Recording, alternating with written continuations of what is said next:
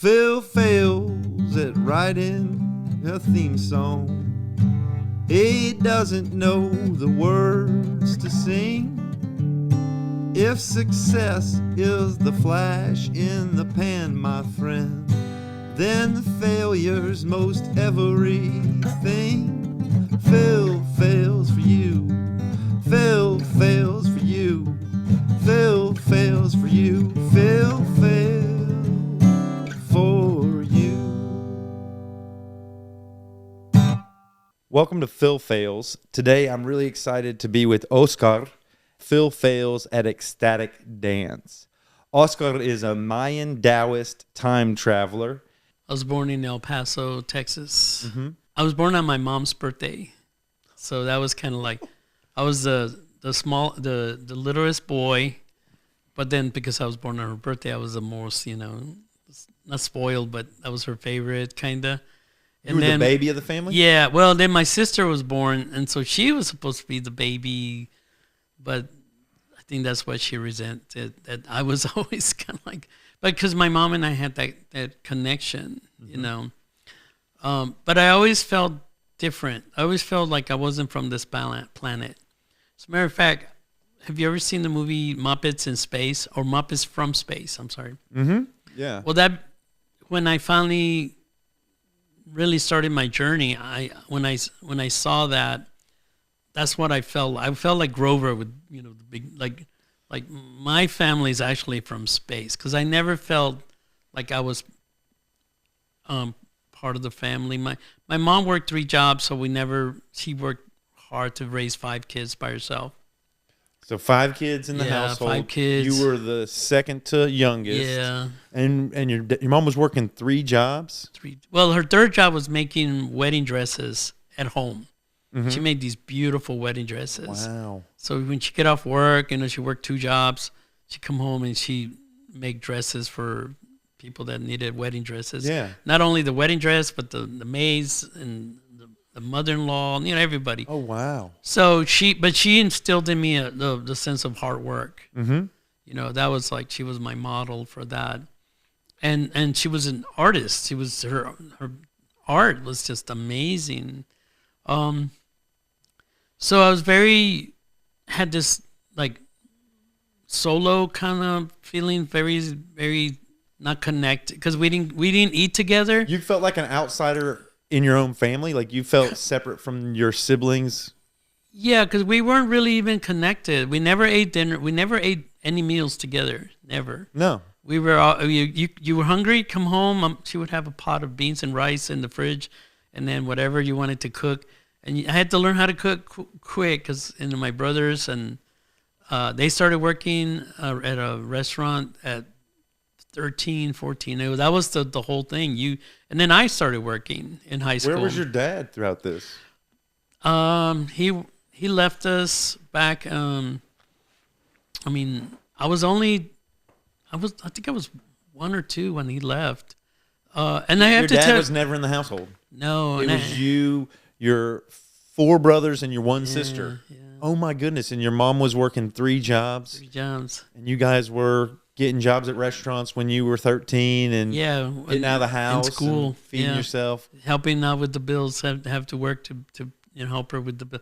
But I have a story to tell you. So it was when my mom was pregnant with my sister, because me and my sister are only not even a year apart. So as soon as she had me, she got pregnant immediately. And that's the way my dad was, keep him barefoot and pregnant, like very jealous. He was an alcoholic. Very, your dad was very. He was abusive physically and Did you observe any of that? Was that a part of your? No, I remember when one day my brothers had enough. I guess he was drunk and it was hurting my mom, I guess. And they just grabbed and they gave me a wrench, and there I am beating on my dad. At 3 years old, like you were beating on your dad. Yeah, we were all ganged up on him and beat him up. I guess that's what we did. But it was when that was because he came to visit. I think he wasn't living with us at that time.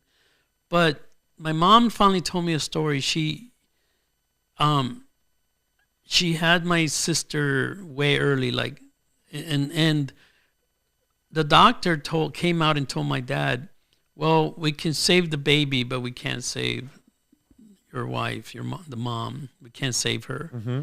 So it was like that was a done deal. So my mom says she remembers, well, first of all, she remembers being in this bliss. She goes, when you are dying, this beautiful energy wraps around you that is just calming and beautiful and loving, like the most powerful love that you can't even imagine it. Mm-hmm. And all the pain goes away. Yeah. I mean, she was in horrendous pain. And it all goes away. All your worries go away. This was during childbirth with your sister. Yeah, she had just had my sister. Yeah. And now she was fading away, but she was being lifted by she was in this cocoon of love, and she was literally moving into that moving away. And then, but you could still hear what was happening in the room. And my dad walks in, being who he is. Yeah. And says, violent man, aggressive man. Very, all about himself. Yeah. Well, they told me you're dying. I'm going to move to California. I'm going to sell all the furniture and just dump the kids off wherever, just dump them off. Just run around, take this one. Oh. And no plan, just I'm getting out of here. You're out and you're leaving, so you're dead. What? But see, I'll tell you. She woke up after that, huh? She was like, well, when she heard that, she put the brakes on that train. Yeah. And God said, no, we're sending you back in the game, stopped the death train and came back and just shocked the docs, like everybody, and came back and she raised the 5 kids by herself. Oh, my God. I always never had a connection to my dad, never had a dad. But on that moment, I actually said, thank God he was who he was, because he saved her.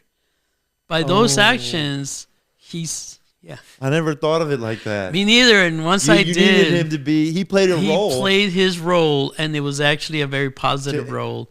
In the end, even though he was, asshole motherfucker. Yeah, dude. But by being that, if he hadn't played that role, she would have just left. Because she said, there was no reason to stay. It was beautiful, whatever was taking her. One of the things I explore when I talk to folks is I was raised in a cycle of violence. Mm-hmm. And it sounds like your dad was part of that cycle of violence. Yeah. And it's like, it's a cycle because we're modeled that behavior. Mm-hmm. We witness our mom and dad. I witnessed my mom and my stepdad play this dance of violence growing up over and over and over again. And I was modeled that. Mm-hmm.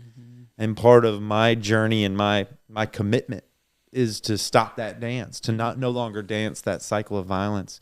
And you saw your dad playing out that cycle of violence with your mom, and I wonder how your mom was impacted by that. Did your mom free you guys from that, or what was she?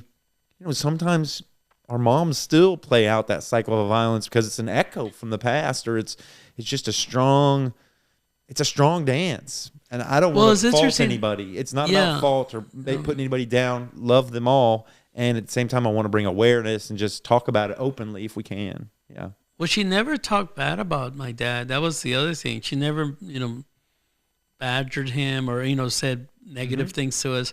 But I think that was just her nature. And her thing was like, she was focused on the kids and working, and she was writing poetry in Spanish, she was that.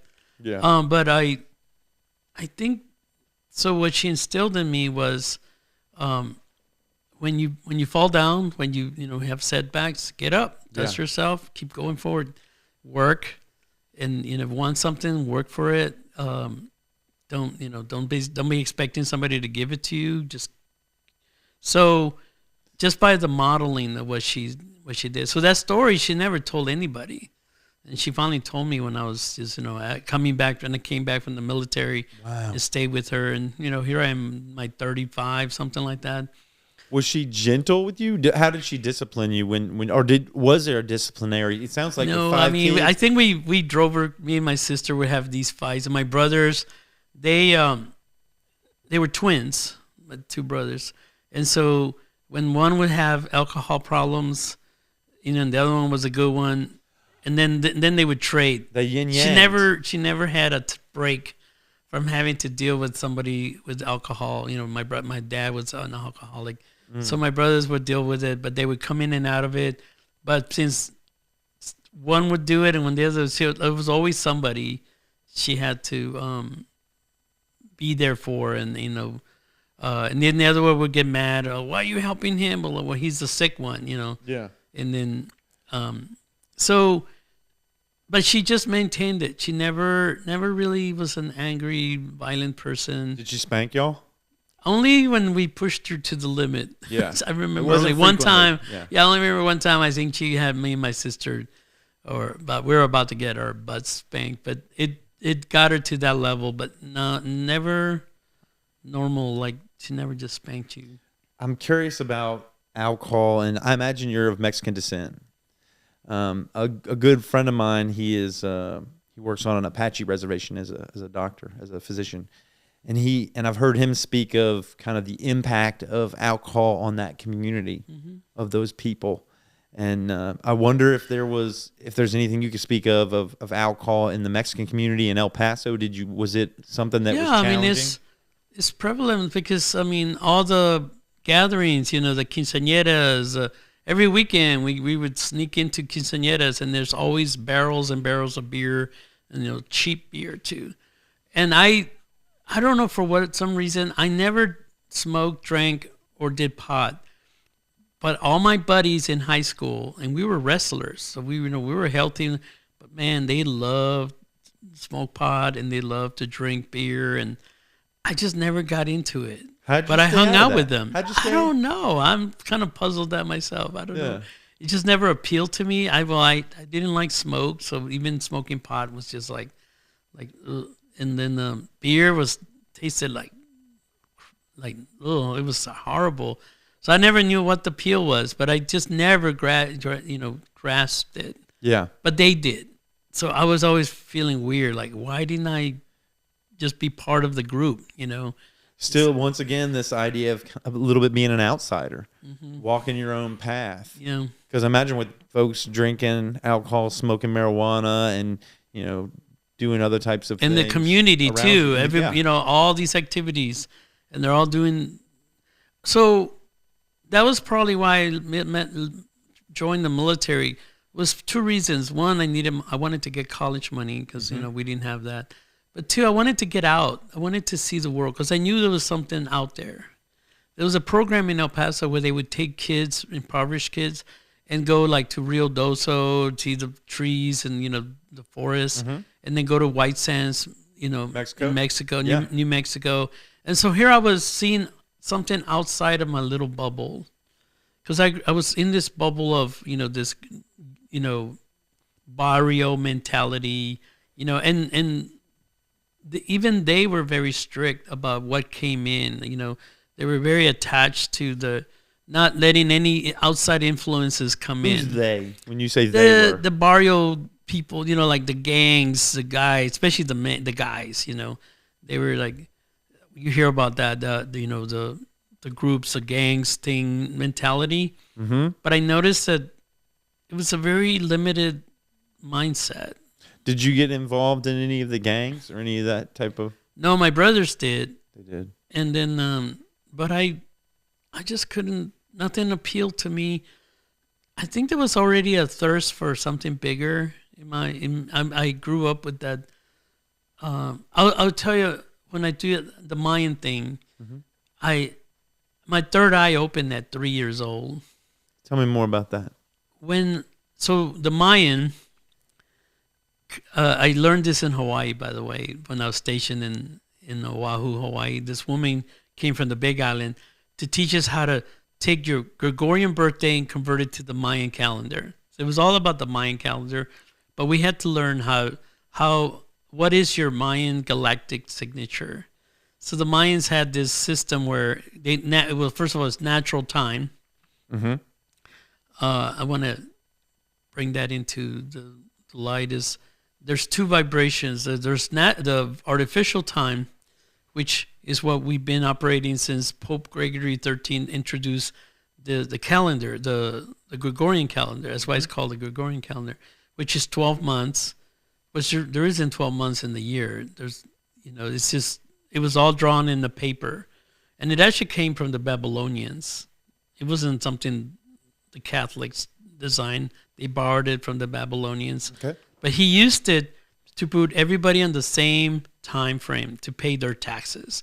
Because everybody was paying taxes. Now they had a new world, and they weren't, they were just doing whatever they wanted. And so he wanted to put everybody, lock them into the same system, which is artificial time. So they had a calendar with 12 months, and then we came up with the 60 minute, sorry. Mm-hmm. So now we have this frequency called the 1260. 1260 minutes, 60 seconds. So 12 months, 60 seconds. So that frequency of 1260 has a vibration of time is money. And we know that. That's what this planet operates from. Yeah. Time is money. And it's all based on artificial time. The Mayan system was on the 13 moon calendar, which is not Mayan. I mean, it was before the Gregorian calendar. We have the months, which I've heard is the month. Right. The month right. is one for every full moon. Yes. Right. So there's 13 months, and each month is 28 days, just like a female's, menstrual cycle. Okay. 28 days. So it's 13 months with 28 days equals 364. So it's one day at a time. 300, because the year is 365. So the Mayans called that day Green Day or Earth Day. They celebrate it as it's a non-working, it's non-business, it's all Earth Day, a day at a time. Then, so there's 13 months, and then the Mayans figured that humans break up into 20 tribes because we're the only species with 10 fingers and 10 toes, so 20 digits. Even monkeys didn't have in their world. I don't know if there's any monkeys on the planet that have 20, but in their world, we were the only species. So we were a very special species. And to tell you the truth, that to them, we came from the Pleiades. We're not off this planet. The Mayans. Yeah, the Mayans think humans are not off this planet. We came here. Oh. And so humans are divided up into 20 tribes. So now you have the 1320. They call it the 1320 by frequency. 13 months, 28 days a month, and then 20 tribes. Yeah, 13 months, 20 tribes. And that frequency has a vibration of time is art. Big difference. Time is art. You have time is money. You have time is art. I like time is art. Yes. That feels a lot better than me. And it's based on natural time. So art is about being natural. So there's I wanted to bring up so one of the difference between being religious and being spiritual. Mm-hmm. So what I came up with using this two vibrations is being religions is being normal. It's a difference between normal and being natural. That's what it is. Being religious and being spiritual, it's a difference between being normal and natural. Because normal is based on what somebody wrote. It could be the book, right? The big holy book, the Bible and everything. It's the word of God. Yeah. It's written.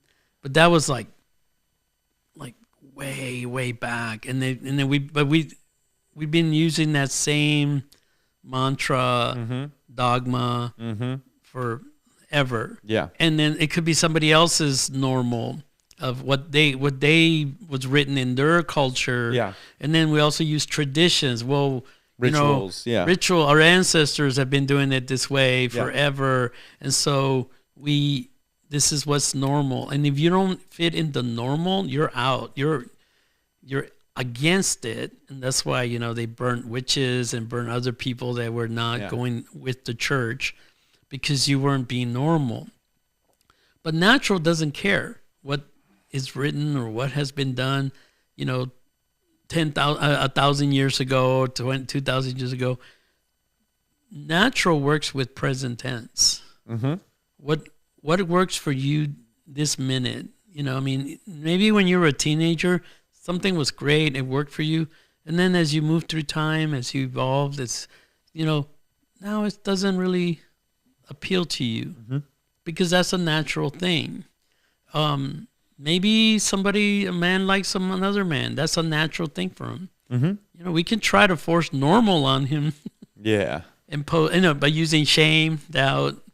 It seems like with natural comes acceptance, appreciation of what is, recognition, all of those types of things for what exists, as opposed to say like what exists really needs to fit into these boxes that we have. Right. And remember, and truth is personal. Right. So again, if we go by somebody else's truth, then you're imposing your truth on me. Then it's that is now that I need to follow the truth. I want to get back to your life story because I imagine your life story tells us how you arrived at all of these things. So you went on these journeys to Rio Dosa, to natural places, to the White Sands, New Mexico, and that allowed you to see things outside of your body. And then that's what led you to joining the military. What area of the military did you join? I was in the Army, and I thought, well, I'll just join the medical field because that'll be safer, because I don't want to be in the combat. I was trying to stay away from combat. So you didn't do the combat part?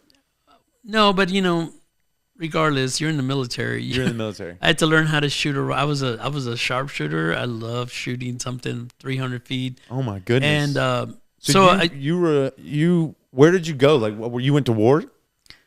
No, but I was close. I was here at Fort Hood, Texas, at the 2nd Armored Division, General Patton's Army. And so we were gung-ho. I did gung-ho. I mean, that's what you're trained. What is gung-ho? Gung-ho means you train to go fight, to go, go to battle. And I mean, I was a wrestler, so I knew how to, mano a mano. Here comes Peppermint. What's up, Peppermint? Oh my goodness! So you were gung ho. Yeah, you were ready to go fight and die for your country. If I had to, I mean, I didn't. It wasn't my calling, but I joined. So I'm not, if I'm going to be part of it. But I did turn down a lot of offers, like, oh, you're great at leading. I was a team captain in wrestling, so being a leader was natural for me. So in the Army, they kept trying to send me to schools, and I kept turning them down. Like, I'm just here for 3 years. I'm going to get my college money. I'm out of here. It wasn't a career. Yeah. I ended up being there 15 years. So 15 years. Well, because how did you not go to war? You were there 15 years. Yeah, and then when I was getting out in '84, I got orders to Hawaii.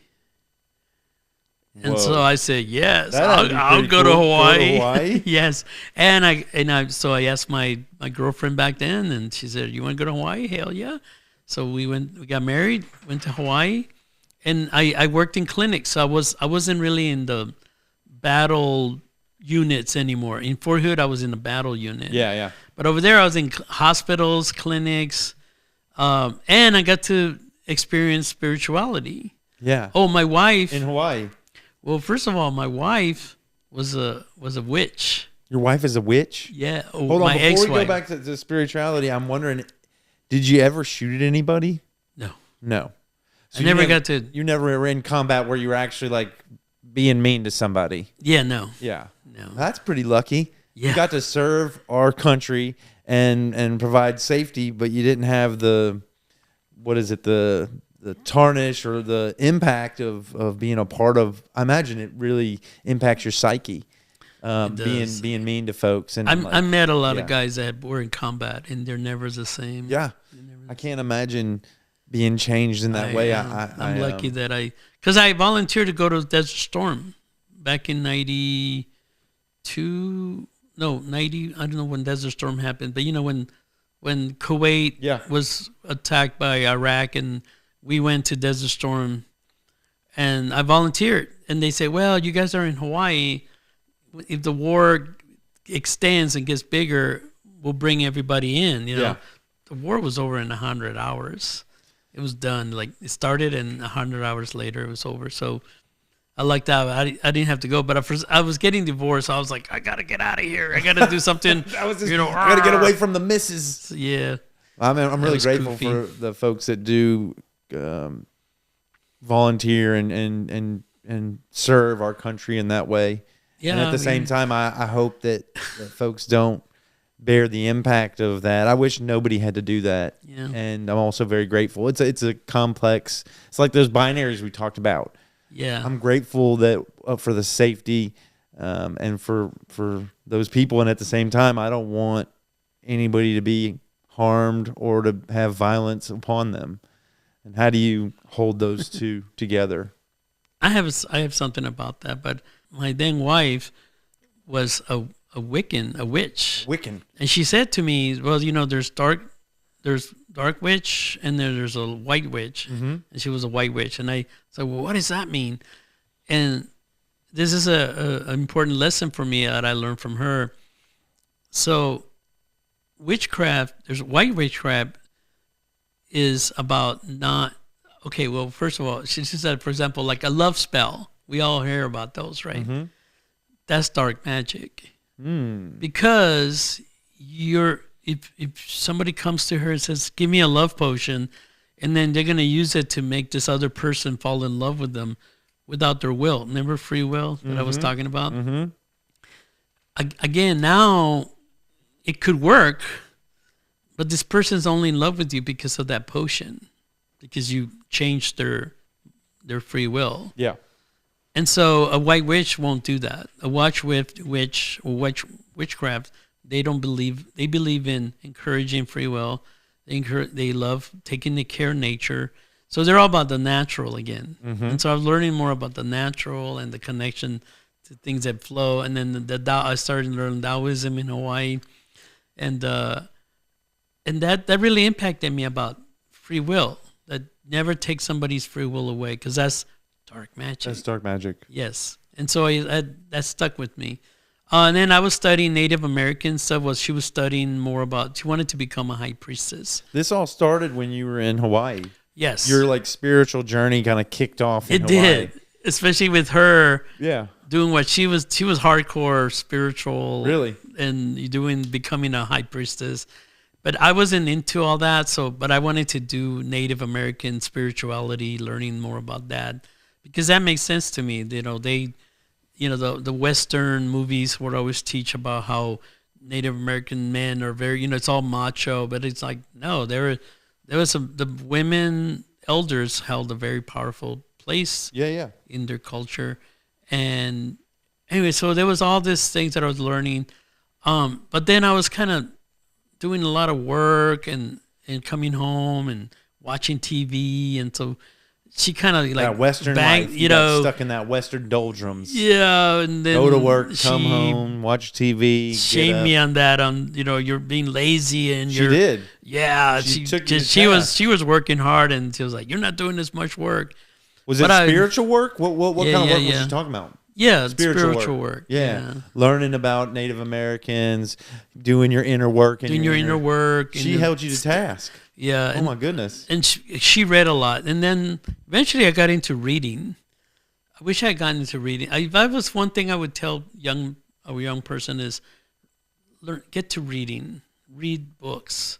Especially things that are get you to learn about yourself, your just human dynamics, things like that. But reading became a big part of my learning, and I wish I had started earlier. But again, there's that, like I should have. I started when I was supposed to. Yeah. Anyway, but reading was I was absorbing everything. When my wife left me, so that really kicked me into get off your butt kind of. And I started doing Tai Chi.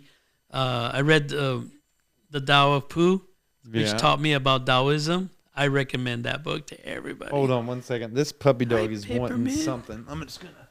Let's see what this guy needs. What do you need? Yeah. So you were sharing. Your wife was kind of supporting you to do your own inner work, and you had kind of gotten into that normal pathway of going to work and coming home and watching TV, and then what was happening? This is something personal, but she had always had this desire to be with a woman. Mm-hmm.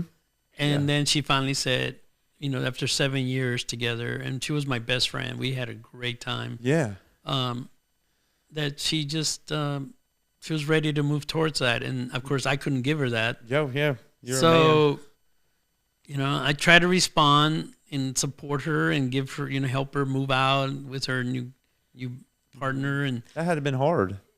and I try to hold up, but inside I was in this very dark pit of, again, my self-worth just my masculinity. I became what I call a yin man. All of a sudden I had all these friends that were women. I had no male friends. Because I didn't want to be out with the guys. That didn't appeal to me. Well, go out drinking with guys and just being guys things. Do you tell yourself any stories about that? I remember around this same time you were like volunteering to go to war. Right. So you're kind of like, I kind of want to get out of here. But right. Do you have any stories about why you were hanging out with women more frequently?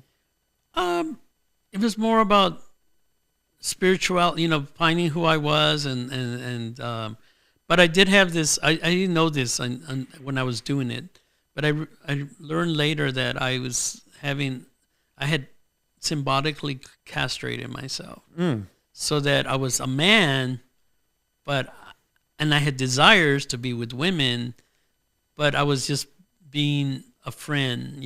Like they feel safe with me because I wasn't, very masculine-ish, pursuing them.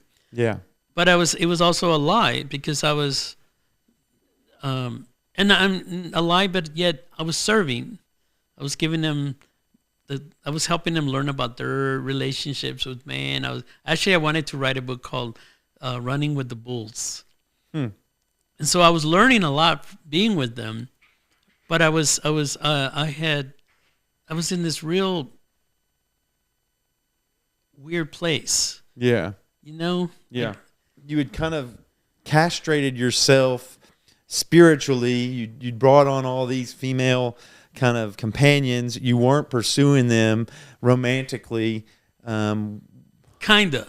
You were kind of pursuing them, like well, I did have desires. I liked them, and I wanted to have a partner, but I wasn't like pursuing them aggressively until one of them called me out.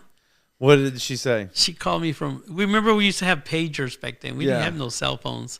And she paged me, and she's across the other side of the island, and she said, because we would have breakfast all the time, have chit-chats, amazing chit-chats. She goes, but sometimes I would get this feeling like you might want something. And I just had to come up. Yeah. And I had to just fess up. I'm like, you know what? Yeah, you're right. You're right. You're right. And I had to hear that for myself because I had to honor the idea that I am still your sexual being. Yeah. Yeah. And yet I was being, flippant with these women, especially when they're really dear friends. Yeah. Not being true to yourself. Remember that integrity? Yeah. The heartbeat of joy is integrity. Oh yeah. Yeah. So I didn't know all that. You were being fake, or you were being true to your true expression.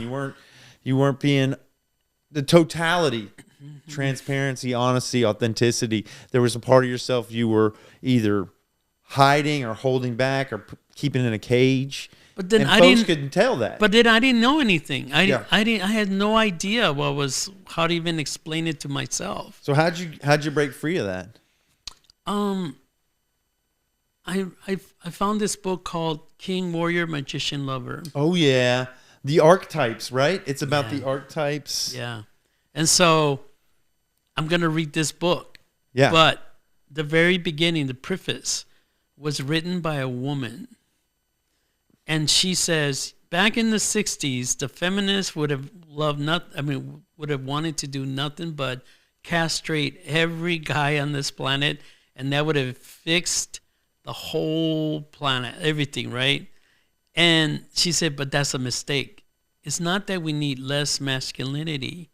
It's that we need more mature masculinity. In balance. It's the king in balance, right? And the second I read that, I swear to you, the second I read that, I got my masculinity back.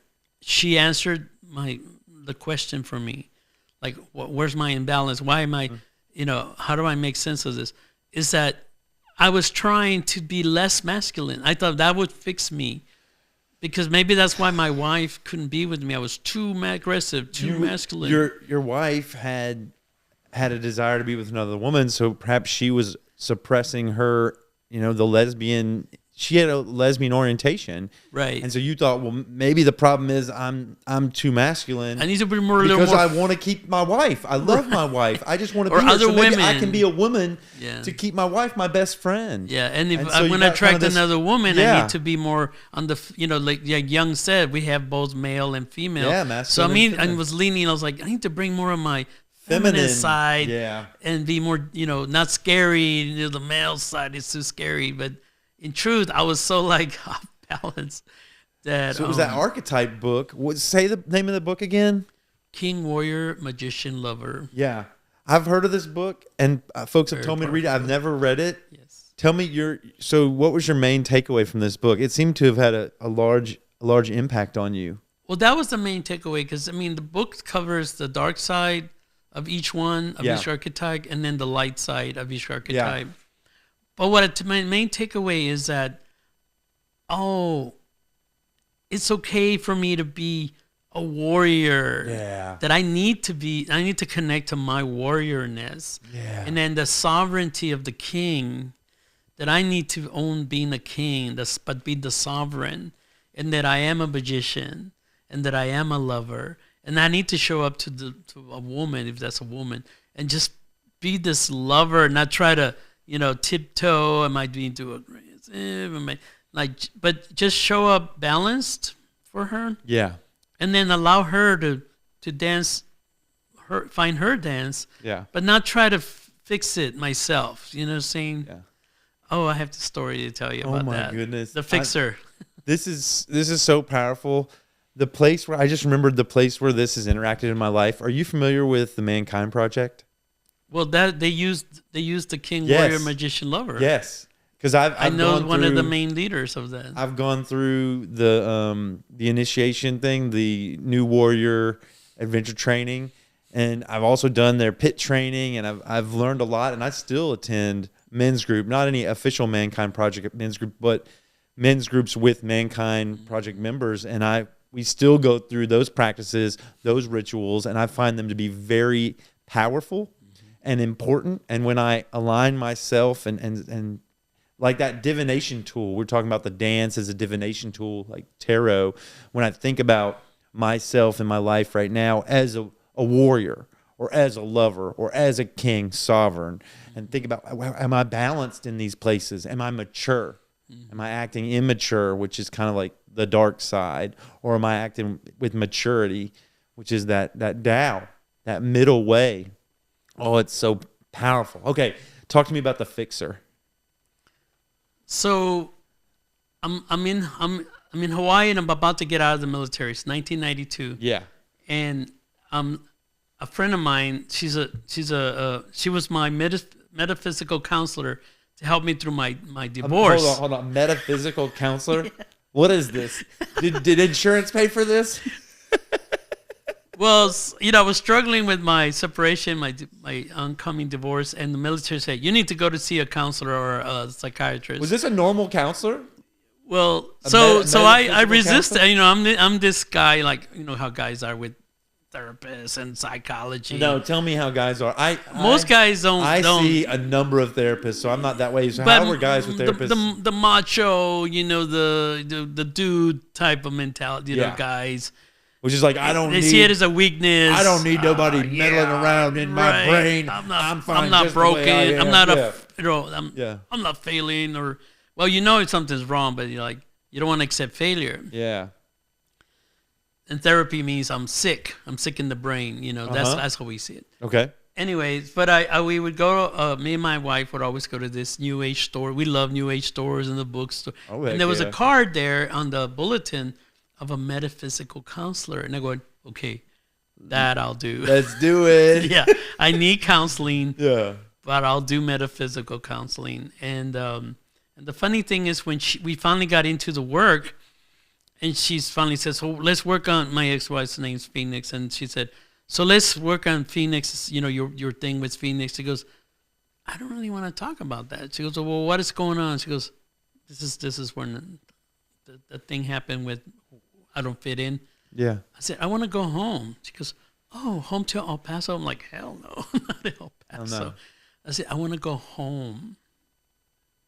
Home, somewhere else, somewhere. It's not even on this planet. Or maybe it's another planet. Some kind of home within yourself? Home, yeah. Like, I was missing home. Like, I don't belong here. Yeah. I'm not of this species. I'm not of this. I don't know what I was saying. It just came out of somewhere. You knew you needed to go home. She triggered something inside of me that was the core of my whole unbalance. Like, does that make sense? Like, yeah. She really. I don't know how this makes sense, but it does. You needed to go home. I told her, I started crying. Like, oh my God, I want to go home. And that was the most biggest release I ever had. And so that was a breakthrough. That home. Yeah. Like my belonging, where do I belong? It's some sense of inclusion, some sense of being. I think of like some way of shirking off or taking off some cultural clothing, some cultural conditioning, and coming back to your pure expression, like your real self. But then, is it a location, or was it a way of being? Yes, I think so, because I kept saying like it was outside of this planet. Yeah, right? it was. I mean, and an orientation to the world, maybe. Until we find that sense of home, everything we do is just surface. Yeah. You can do. And I was doing Tai Chi, which was helping me to slow down. The teacher would come and hit me in the hand because being in the military, I was trying to be be really angular. Like you gotta be because all these women were moving near me, and so I want to make sure they see me. Like I'm doing it right. I'm the martial arts. So I need to learn martial arts. You're tough, Ed. And he goes, hey, Tai Chi is not about that. It's about less is more. You still hadn't found ecstatic dance at this point? No. But I will tell you a story about that where I did. But first, so I'm learning Tai Chi to be more mellow. That the strength is actually, Tai Chi taught me that their strength comes from within and it's less. And this tiny Chinese man would grab his big son, who was a policeman, and he would have him like grab him. And he said, watch this. And the lazier he got, the more his son couldn't get out of that hole. And he was just proving to us that it's not about power. It's about just that sense of like what you're doing, but it's like simple, the energy, moving energy. And I was like, wow, it really. So that later helps me with the ecstatic dance and all that, picking music. But what was I said? I wanted to tell you a story. About the fixer. Oh, so let's back to the fixer. So I segued a little bit. That's okay.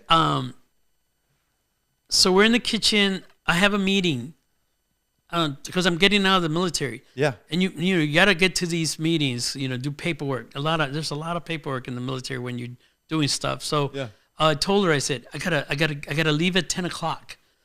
I said, all right. So she's having now all of a sudden I'm the counselor, right? Because we're friends now. Mm-hmm. But she's going through something personal. She's telling me, and it's getting longer and longer. And I'm looking at the watch, and I finally said, sorry, I got to stop. I got to go. And I left. But I thought, well, I had told her before I had to go. Mm-hmm. So when I came back, she was really upset. She goes, you know what? I learned something. I can't go to you guys for help. I have to go to my sisters. Because even her boyfriend, Bosco, she tried to tell him what's going on with her. And he was, and then I left, in the middle of her story or whatever. Mm-hmm. And she just, I'm never going to ask men for help anymore. And I'm taking a shower. And at the time I was studying about kings and kingdoms and how it all works. The king was in the center of the whole realm, the community. And when there was a king get sick, weak, or a tyrant, it was time to replace him. So the knights would come together and do the king of the hill thing. They would joust, which knight was going to replace the king. Oh. And so that concept was in my mind. And then I said to myself, so how women replace the queen when she's dying or sick or, just needs to be replaced, they have the power of birth.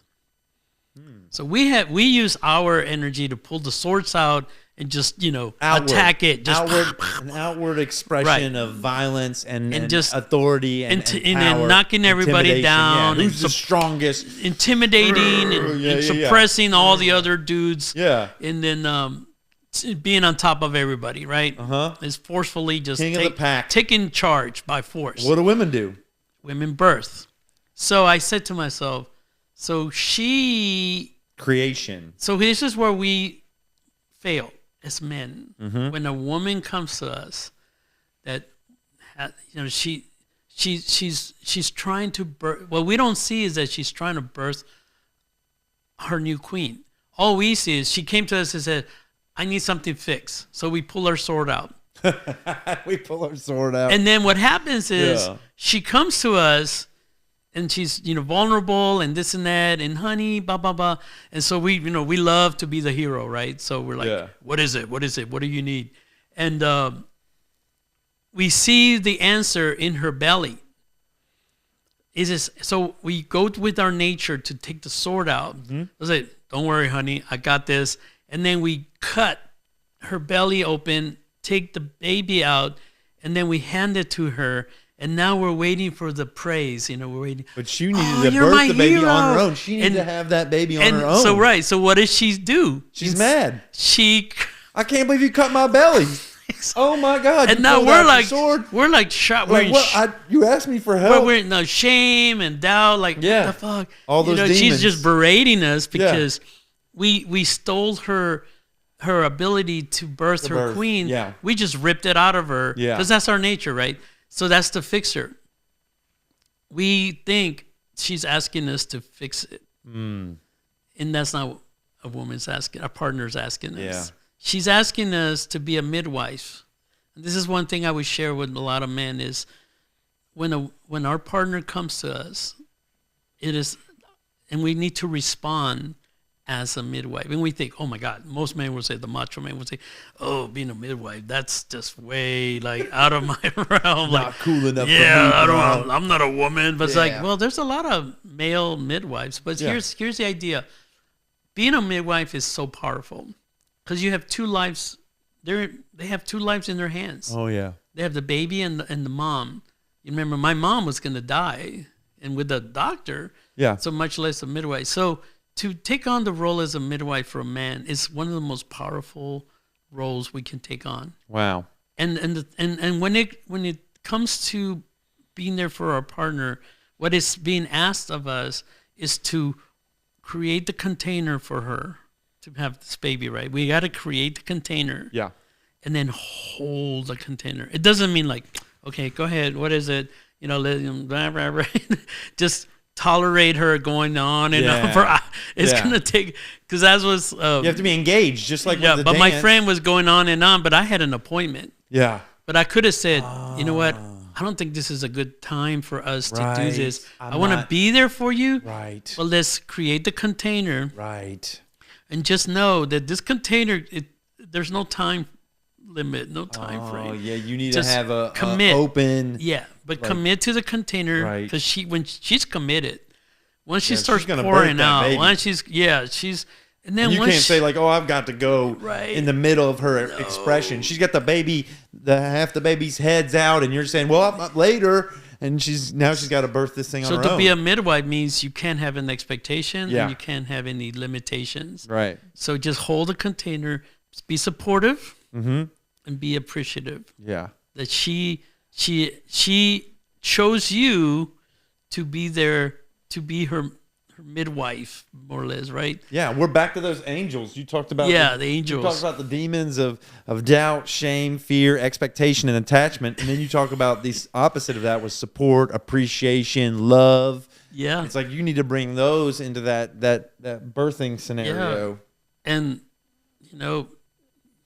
you got to give up what your needs are. Like, it's going to take a long time. Okay, well then, if you don't have the time, make sure you say it. Like, you know what, I got in a commitment to be. So can we do it? Can we create the container different? I mean, let's schedule the container when I can really be all there. But be all there, and know that you're not doing anything. But you can't just not do anything. Like, I'm just gonna hear, like, listen, like, you know. Yeah. No, you're allowing her to, you know, just because what's happening is she's hearing herself.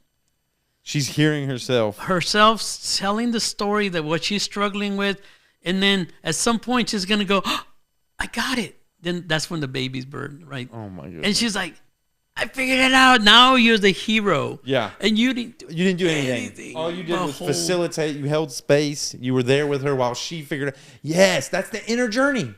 That's that inner journey. Like, you can't solve anything from anybody. No. You can be there with them and let them birth revelation. And then you get some shine. You get some credit for that. But actually, the unfolding occurs within. Just like that baby is born with support and appreciation, but not with that sword. Boom. No, because sword means I'm the one in charge. I'm going to fix it. Yeah. And directional. And then I get in trouble for doing it. Oh, my God. And that's what a lot of therapists actually do. Counselors, you know, psychotherapists do. They're just being midwives with the person to tell their story over and over and then catch something. But, you know, we're not there to fix it. Yeah. We're there to just... So me as a facilitator of ecstatic dance, I'm not there to fix anybody. I'm just creating a container and then giving them a blank slate and then allow them to have their own experience because it's going to be powerful. I'd love to talk a little bit about ecstatic dance and start to wrap it up, if that's okay with you. Well, I'd rather wrap it up with time travel. Ooh, okay. Let's talk about time travel. Yeah, let's definitely talk about time travel. Yeah. So when I tell people I'm a time traveler or I'm a time traveler consultant, they think I can travel to the past or I can travel to the future, right? Mm-hmm. And honestly, the true Mayan time traveler is the one when we're traveling in present tense. And this is how I'm going to describe it. So we are already time traveling. Yeah. We do that already because things happen in our past. Traumas, you know, divorces, big challenges happen to us. Failures, like big things, right? And they're locked in time, in our time frame. They're never going to go away. Yeah. They're there. And so it's kind of like when you flush the toilet and you're in the shower and somebody goes and they flush the toilet. So what happens? The water gets cold. The cold water, no, it gets hot. The cold water it gets flushes hot in the to the toilet, and now you're getting scorched by the hot water. But what if all the water got pulled into the toilet, and you get just a drizzle, you know, and you got all this soap and this shampoo, and there's not enough water to help you rinse all that stuff off, you're trying and trying and trying. Yeah. So you get overwhelmed. So that's how life is. So these moments in our time frame, our traumas, they're constantly flushing. But what they're pulling from us is our creativity and our life source and our self-worth and our self, you know, and then so now there's room for all this, the demons, doubt, fear, shame, expectations, attachment to start to kick us, you know, start filling our minds with all this, you know, doubt. Yeah. And so then, you know, alcohol and drugs and sex and anything that can just get us out of that, participating with that. Yeah. So, and these things are always constantly flushing, you know. So in present tense, I have challenges because life never slows down, never says, oh, you're having a hard time. We're going to pause. Life keeps coming at us. Yeah. So we have very minimal this is the biggest thing, creativity. Yeah. Creativity doesn't give us the answers, but it allows us to see something and go, I'm getting some ideas here. I think, what if, you know, and again, we're going beyond failure because we're like, I'm going to try some things and then see what that does and then build on that. And then eventually I'm going to get, you know, I'm birthing my king, my queen, right? Yeah. But the flushes, because they're in the past, and then the future creates anxiety. What's I'm afraid because I don't know. I can't see it. Yeah, uncertainty. this like idea of uncertainty being bad. And again, the doubts and the fears and all that, and then so now you're being pulled by two forces in the future and the past. One way thinking about your past with a lot of pain and all that's trauma, and I'm a victim in my past, and in the future is uncertainty, and it's all going to go horribly. So there's this idea you're going. And I have no creativity where things have gone bad already, and a future where things are gonna go bad pretty soon. Yeah. Right. So you're never in the present moment. So where ecstatic dance comes in is you can't dance in the past and you can't dance in the future. You're either you got to participate. So my goal is to help them participate in the moment. The now. That's where the power of the music, the selection of the music. Yeah. You're all of a sudden you're lost in it and you're jumping around. And you say, "Oh, I'm so tired. I'm just gonna run." But I see them flying through the room. They're jumping and they're ecstatic and that's when they're in the moment. And then when they leave, this is where the beautiful magic happens. They leave with their creativity up here. Yeah. Hopefully at 100%. That's my goal. Get them to 100%. So it fills their reservoir of creativity and energy so that they can express art or do whatever they need to do in the world. Well, when they see their challenges didn't go away. No.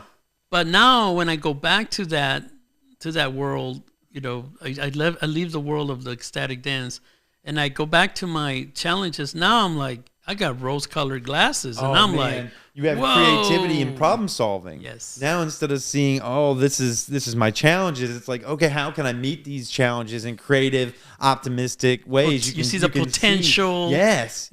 You see a way forward. Maybe instead of something negative happen, you see, there's something positive that can come from this. And you see the mistakes and the failures. It's dirt, but it can be flowers. There can be a garden instead of dirt. Instead compost. Of poop, instead of poop, you see a bunch of fuel for growth and energy. Man, I love that. Because I can take that one mistake and say, now I know, don't do it that way, but here, maybe I see that I can do the opposite. Process of elimination. I tried that. Oh, this kind of worked, but so I'm building into the positive, like you said. I see the potential. Yeah. Instead of constant there's a dead end. Like only we see it that way. Yeah. But anyway, present tense with 100% creativity. That's when you're a Mayan time traveler. And you're doing the 1320. Time is art. When you're in the present moment, present tense, and your energy and creativity is high. That's when you're a Mayan time traveler. I don't care how big the problem is, you will be able to. And we can do that in an ecstatic dance. Ecstatic dance or anything creative. Yeah. Find whatever really gels you. We're not going to do that banking. No, unless somebody loves math. I know somebody that, oh my God, they were doing some math problems and they were getting excited. I'm just joking a little bit. Anything that's creative. Yeah. It gets your juices going.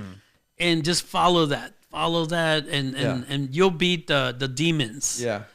So I want to continue this discussion with you. This is the beginning for me of failing at ecstatic dance and being a Mayan time traveler. So what would be my next step? Would you think I would attend some ecstatic dances and maybe talk to you about that experience? How can we continue this discussion? Maybe not here, but maybe on a dance floor, or maybe some way of me inviting in this practice. What I've learned from you, Oscar, so much wealth of knowledge, the demons, the angels, the time traveling, your journey from being in the barrio to being in the military, to being married, to with your mystic wife, to your friends, almost like your what is it called, covenant of witches that you felt emasculated within, and then you found a way to rise above through the book that you shared. Mm-hmm. How can I take this and practice it and experience it and enrich my world and maybe continue this discussion? What do you think?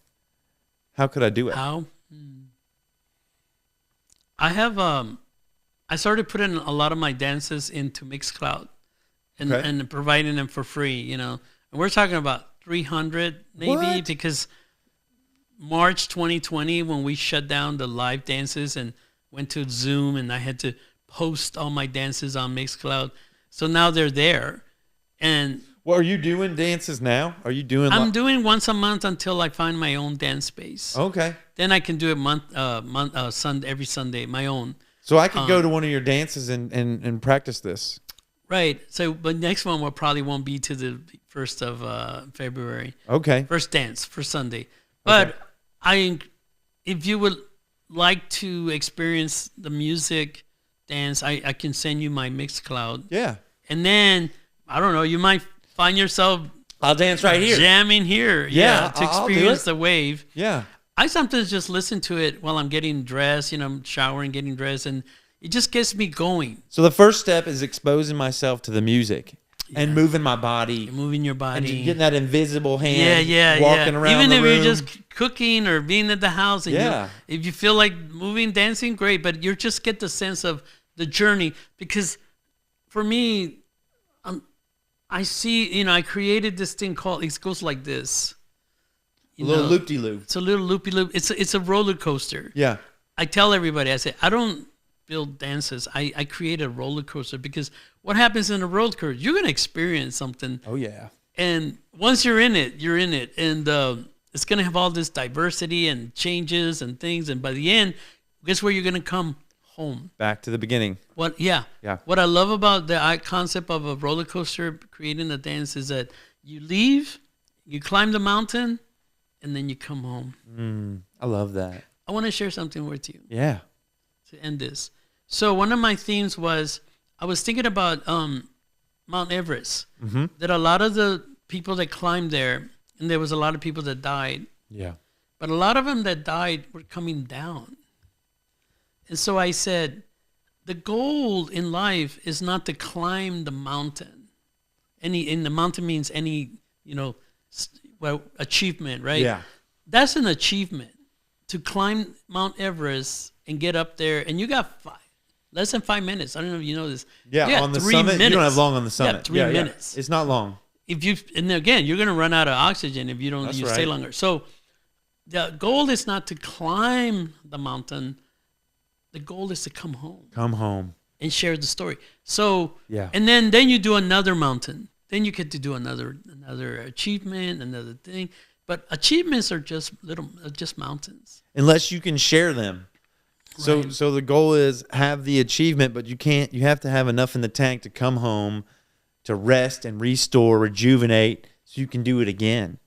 Yeah, a lot of people can't leave it all at the summit. They put everything on climbing getting to the top of the mountain. And they don't think about that complete journey home. Well, then that's why a lot of these artists who achieve, they achieve the fame, the whatever, then they get into the drugs, and then they start just blowing the money into everything that's not, and they don't come home. Now they're in addictions, or they fail marriages, or fail friendships. They steal, they're stealing from each other because they've attached to having good money and having good things. So anyway, if we could get to the idea that the goal is not to climb the mountain, but that's to achieve that and then to come home. Return home. I love that. Home is, I love myself. I support myself. Yeah. And I appreciate myself. That's home. That's a wonderful way to end this interview, I believe. I'm going to think that right now. I love myself.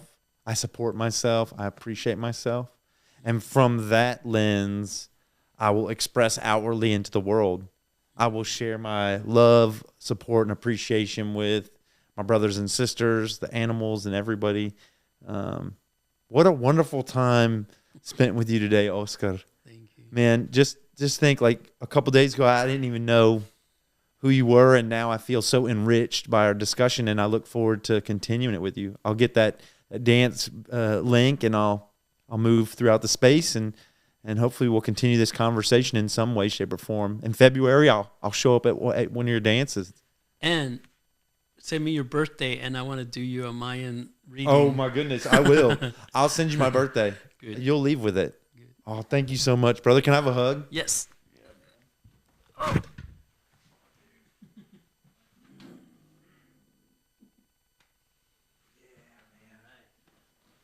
Yeah, so that's it. Thank you so much, Oscar, everybody. join him at a dance, man, and we'll continue this discussion. Thank you so much. Y'all have a wonderful day. Yeah, peace.